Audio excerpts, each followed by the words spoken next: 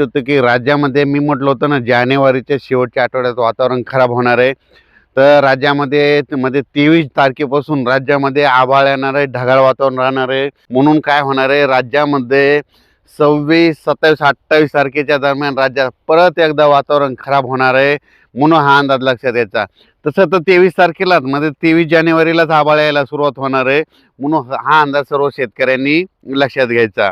राज्यातल्या सर्व शेतकऱ्याला सांगू इच्छितो की राज्यामध्ये आणखीन थंडी आज 18, 19, 20, 21 4 दिवस थंडी आहे. पण थंडी सांगायचं झालं तर शेतकऱ्याच्या थंडीबद्दल देखील फोन आले.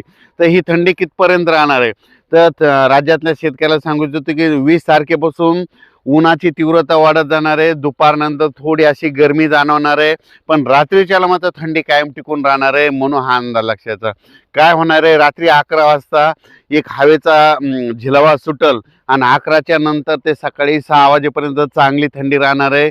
म्हणून हा अंदाज लक्षात यायचा. पण राज्यातल्या सर्व शेतकऱ्याला सांगू इच्छितो की राज्यामध्ये मात्र जानेवारीच्या शेवटच्या आठवड्यात मात्र ढगाळ वातावरण राहणार आहे.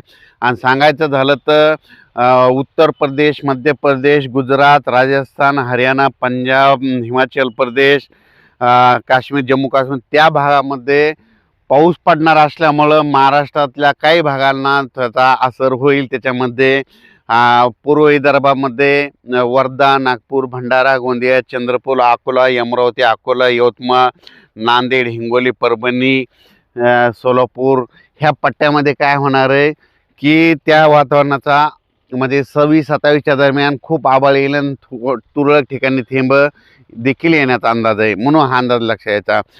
राज्यातल्या सर्व शेतकऱ्याला सांगू इच्छितो की जानेवारीच्या शेवटच्या आठवड्यात वातावरण खराब राहणार आहे. म्हणून हे देखील सर्व शेतकऱ्यांनी लक्षात घ्यायचं. मग जर आभाळ आलं तर राज्यामध्ये धुकं देखील राहते. आता देखील धुकं आहे. म्हणून हे सर्व शेतकऱ्यांनी लक्षात घ्यायचं. राज्यामध्ये सातारा, सांगली, सोलापूर, कोल्हापूर, पुणे, कोकणपट्टी या भागामध्ये काय होणार आहे, 21 तारखेपासून आभाळ यायला सुरुवात होणार आहे. म्हणून त्या शेतकऱ्यांनी आपण आपल्या फवारणीचे नियोजन करायचं.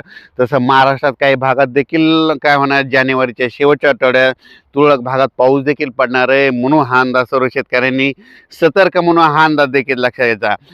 पण जानेवारीच्या शेवटच्या आठवड्यात मात्र वातावरण खराब होणार आहे. म्हणून हा अंदाज सर्व शेतकऱ्यांनी लक्षात घ्यायचा. त्याच्यानंतर राज्यामध्ये सांगायचं झालं तर पूर्व विदर्भ, पश्चिम विदर्भ, दक्षिण महाराष्ट्र, उत्तर महाराष्ट्र, कोकणपट्टी, खानदेश, मराठवाडा सगळीकडे काय होणार आहे, 20 तारखेपर्यंतच 20 तारखेपर्यंत थंडी राहणार आहे. 21 पासून राज्यामध्ये थोडं अंशतः ढगाळ वातावरण यायला सुरुवात होणार. 21ला थोडं वाढणार आहे, 22ला आणखीन वाढेल, 23ला त्याच्यापेक्षा जास्त वाढेल, 24 पासून संपूर्ण महाराष्ट्रात वाढेल आणि 25-26ला मात्र संपूर्ण महाराष्ट्रात सूर्यदर्शन देखील दिसणार नाही. म्हणून हे देखील सर्व शेतकऱ्यांनी लक्षात द्यायचं.